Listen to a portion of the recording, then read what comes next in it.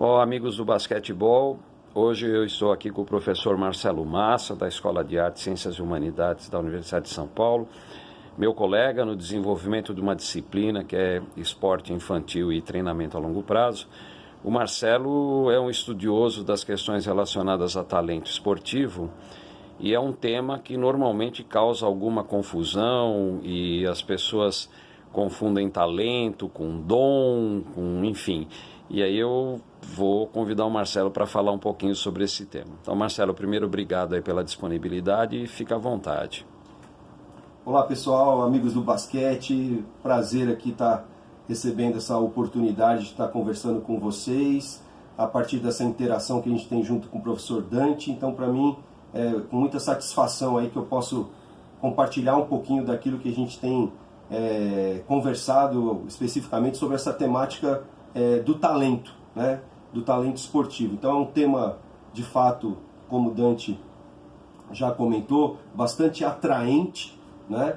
No esporte, seja qual for a modalidade esportiva, né? As categorias de base têm, entre outras funções, diríamos essa talvez a principal, que é revelar novos talentos, né?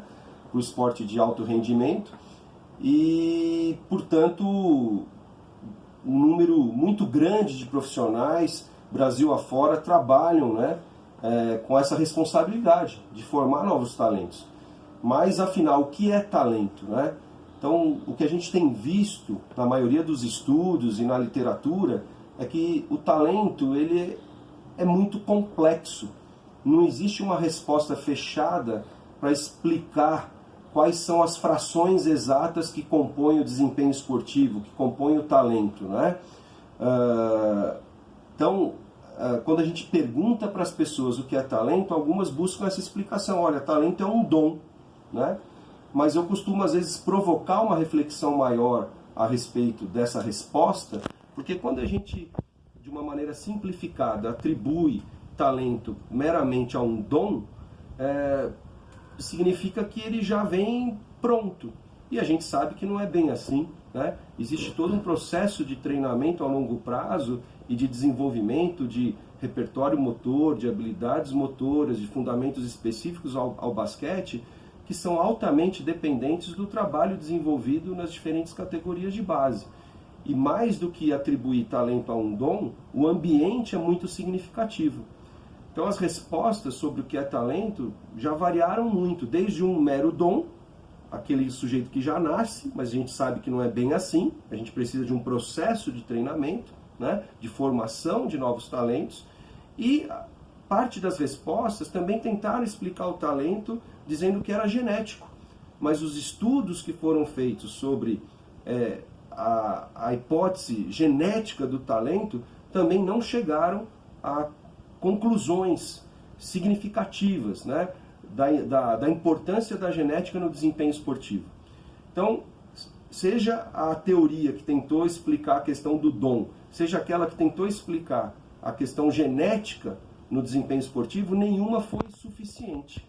Na verdade, hoje em dia, as correntes mais fortes na literatura, na ciência do esporte, é que o talento depende muito das oportunidades que são oferecidas no meio. E entre essas oportunidades, obviamente, a gente precisa ter acesso a projetos de iniciação no basquete. E esse acesso precisa ser perto de casa, precisa ser perto das crianças, elas precisam ter acesso à aprendizagem. Um outro fator importante nesse ambiente é que os profissionais que trabalhem nas categorias de base do basquete sejam especialistas em crianças e adolescentes. É muito importante que o profissional de educação física, que o treinador de basquete entenda sobre o desenvolvimento infantil, justamente para auxiliar da melhor maneira possível, né, o processo de desenvolvimento de novos atletas, seja na questão maturacional, seja na questão dos fundamentos específicos do basquete, dos estímulos que vão ser dados, né, da exigência que vai ser dada em cada etapa do processo de treinamento a longo prazo. Então, hoje em dia, o que se defende é que a gente precisa formatar melhor o ambiente que a gente oferece para esses jovens, né? Esse ambiente tem alguns pilares, o treinador é um protagonista, né? É um dos pilares mais importantes e, portanto, nós temos que conseguir garantir, né, que essas crianças tenham acesso não só à prática do basquete, mas que elas tenham um profissional devidamente capacitado, que entenda não apenas do basquete, mas sobretudo das características da criança. Isso vai ser muito importante para o desenvolvimento das próximas gerações de jogadores e jogadoras de basquetebol. Bom, Marcelo, obrigado aí pela sua participação. Eu acho que é muito importante, né, que a gente possa entender todo esse processo.